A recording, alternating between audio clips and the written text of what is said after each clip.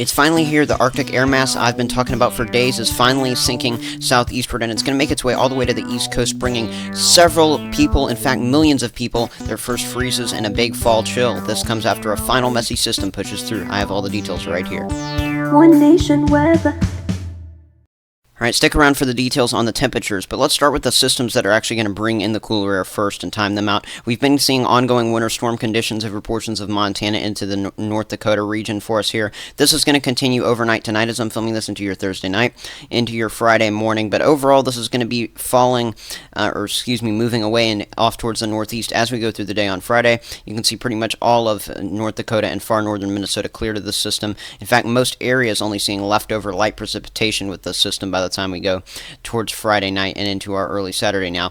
The far southern end of this will still have some moisture lingering around in Texas, and that's why I'd be worried about the flood risk to be continuing there. It'll combine up with a final low pressure system moving out of the Rockies, and this will kind of help to initiate a very moderate storm here. We're not looking at a significant winter storm, but this does bring snowfall chances all the way down to Nebraska, South Dakota, portions of Minnesota and Iowa as well that did not see snowfall with this recent system. This is the furthest south we've seen snowfall so far this fall. As we progress towards winter, it's going to be more common to see it there, of course. Also notice some potential for some flooding and rainfall here in southeastern Kansas, portions of eastern Oklahoma into northwestern Arkansas, as well as into Missouri. Again, this is Saturday afternoon, so cold enough even in the afternoon to support that snowfall there into Nebraska, say. But notice how most of that breaks up. This just turns into a rain system as it continues moving eastward, and while this is going to get broken up as it progresses that way, this is going to have enough of a push.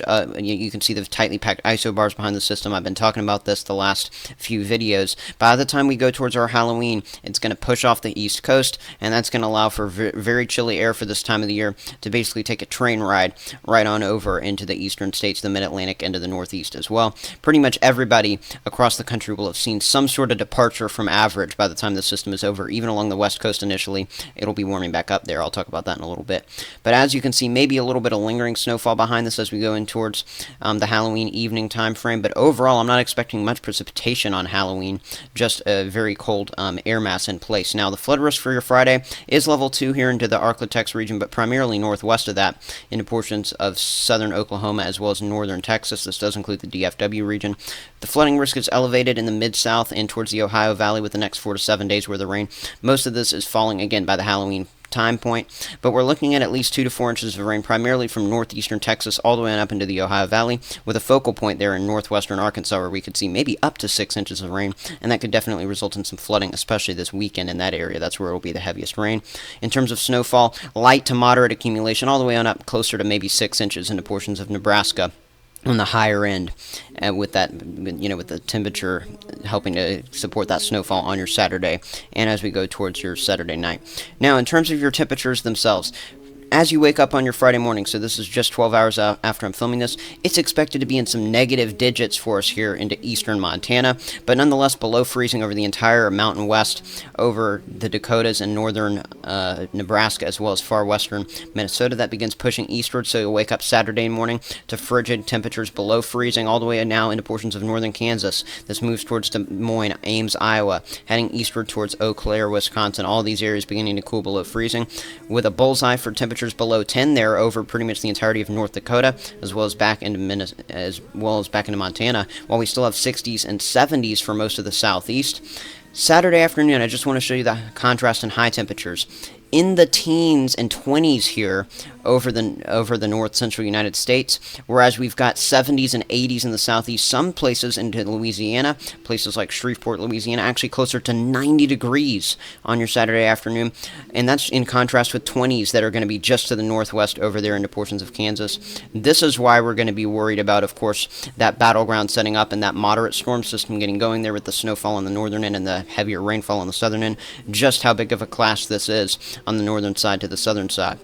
Again, keeping it very chilly here. Eventually, the panhandle of Texas Sunday morning, you might wake up to some freezing conditions. Still near 70, though, in Dallas Sunday morning. But don't worry, through the day Sunday, you'll feel it. In fact, temperatures will be dropping in Dallas during your Sunday, and as we go into your Monday morning, waking up to a temperature of 42, which is 30 degrees what you were below what you were the previous morning there in Dallas. 10-degree readings, 20-degree readings over Nebraska, over, Colorado, Wyoming. This is going to be sinking southward. Still some 50s and 60s, though, in the southeast. And then as we go towards your Tuesday, here we go, Monday afternoon first. We've got temperatures in the 40s over most of, the Midwest, over the South Central. So pretty much everywhere that sees this front will at least be down into the 40s and 50s for highs, if not, several days in the 20s up there, into Montana, into North Dakota. Monday night going into Tuesday might be one of the biggest nights for chill. You can see temperatures in the 20s and 30s sinking all the way on down into the Ohio Valley, coming off the lakes there, the Great Lakes, and pushing eastward. This is going to move into the northeast. Only the southeast pretty much not below freezing and along the west coast. That's just basically showing you how expansive this cold blast really is. Waking up Wednesday morning, this is right after your Halloween, temperatures down in the 20s and 30s over the entirety of the Ohio Valley, even sinking on down into portions of Mississippi, Alabama, North Georgia. Texas still in the 40s. It's just going to be a downright chilly next week or so over the country. Eventually, we'll begin to see a gradual warming trend, though, especially across the west, and I'll show you that in a minute. Now, your trick-or-treat temperatures. Teens and 20s over the north central. We've got temperatures in the 40s in Texas. In the 40s into the Ohio Valley, some 30s as well into Indiana and western Ohio, as well as some 30s and 40s there in the northeast. The only places really in the 50s and 60s are the west coast, some 70s in southwestern Arizona, and portions of the Carolinas and Florida. Overall, pretty comfortable for trick-or-treating. Temperatures will be dropping pretty quickly after that, though.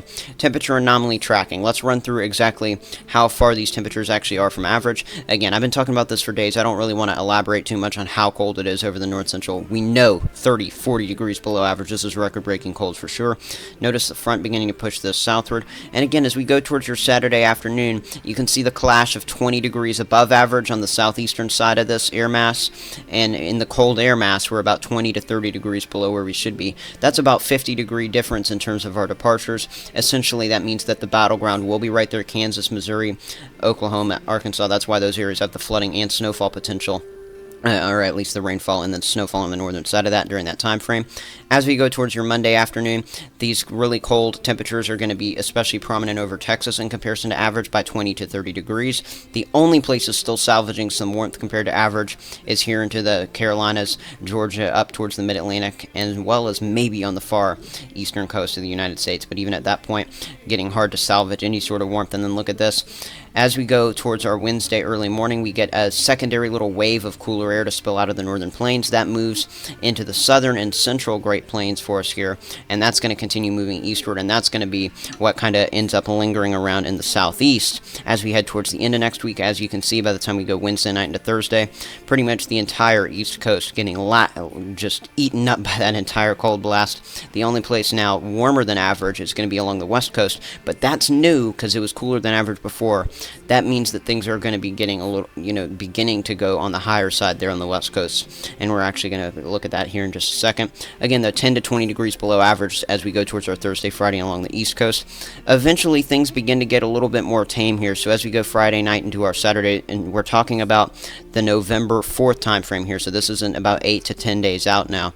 Notice how we begin to get closer to average, if not above average, over the entirety of the western half of the United States. Overall, at this point, though, this entire area, again, really beginning to see the trends go just closer to average for everyone, whether it's on the warmer side or on the cooler side of average. Everybody within about 10 degrees of average, if this Euro model is correct at this point. This is, again, 8 to 10 days out, so don't trust the models completely on this, but definitely be looking for temperatures to kind of level back out, and no sort of crazy departures as we go a few days to about 5 days into November, again, near average conditions at that point. Now, what does this look like on the 8 to 14-day temperature outlook? Again, this is for your November 2nd as we head through, say, November 8th. Warm up likely down the line, especially along the west coast, but again, you don't see any deep reds, you don't see any deep blues, but overall warming, those red colors are definitely going to be dominating by this point from the southwest to the east, and I can guarantee you by the time we head towards, say, the 6th, 7th, 8th, some of this warmth will be probably pushing eastward.